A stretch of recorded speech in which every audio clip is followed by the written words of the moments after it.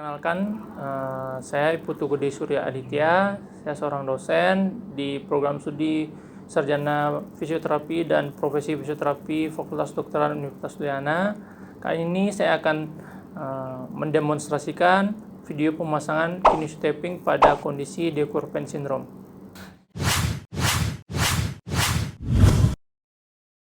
De Quervain syndrome merupakan kondisi di mana terjadinya inflamasi pada tendon pada ujung ibu jari. Sering terjadi pada ibu-ibu yang sedang menyusui ataupun pengrajin yang sering menggunakan ibu jari saat bekerja. Jadi biasanya terjadi pada bagian ujung ibu jari sampai dengan pergelangan tangan.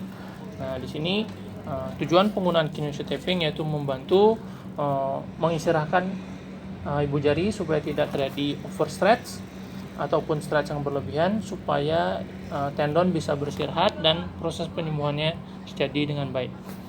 Pertama, kita siapkan kinesiotaping. Ada dua tipe kinesiotaping yang kita gunakan pada kali ini, yaitu dengan ukuran 2,5 cm dan satunya ukuran 5 cm. Kita buat dua ice strip atau ukuran 2,5 cm, kurang lebih panjangnya 20 cm. Pertama kita ukur panjang ibu jari dari pasien, kurang lebih 20 cm seperti ini. Kita buat dua buah, kita potong menggunakan gunting. Sebelum memasang kinesiotaping, kita pastikan jari pasien itu kering supaya kinesiotaping bisa menempel dengan baik. Jika belum kering, kita bisa lap menggunakan handuk ataupun tisu supaya kondisinya kering. Baik. Setelah itu, sebelum kita memasang kinesiotaping, kita periksa pasiennya, bagian nyerinya di mana, apakah nyerinya berat atau ringan. Kita stretch, genggamkan tangan, kita tes. Jika kita sudah menemukan nyerinya seberapa berat, baru kita pasang kinesiotaping dengan prosedur untuk memfasilitasi tendonnya supaya tendonnya tidak banyak overstretch. Pertama, kita buka ujung taping. Usahakan ujung taping tidak tersentuh oleh jari kita supaya lem pada taping itu merekat dengan baik. Selanjutnya kita tempel pada kuku pasien. Posisikan tangan pasien, ibu jari pasien posisi normal. Selanjutnya kita buka taping, bagian dalam taping. Usahakan ujung bagian dalam taping tidak tersentuh oleh jari. Selanjutnya kita tarik kurang lebih 50% dari kekuatan taping tersebut. So kita tempel ujungnya tanpa melakukan stretch sama sekali.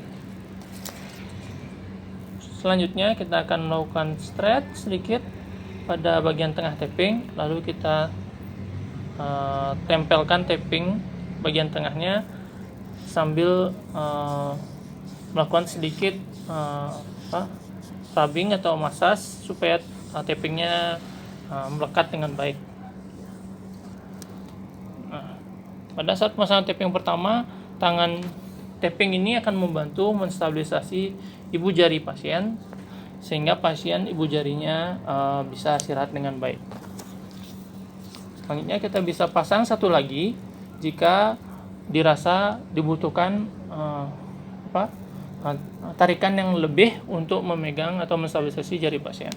Dengan memasangkan satu lagi, pasang taping pada ibu jari, usahakan ada sedikit overlap ya, tanpa menyentuh lemnya bagian tengahnya. Habis itu kita tarik 50%.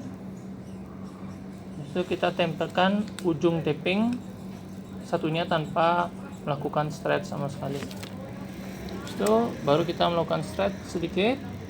Habis itu kita gunakan ibu jari kita untuk menempelkan dengan rata pada bagian taping tengahnya. Sedikit melakukan rubbing seperti ini ataupun massage supaya lemnya menempel dengan baik. Nah, ini tahap kedua sudah selesai, di mana ice strap ini sudah memegang ibu jari pasien dengan baik.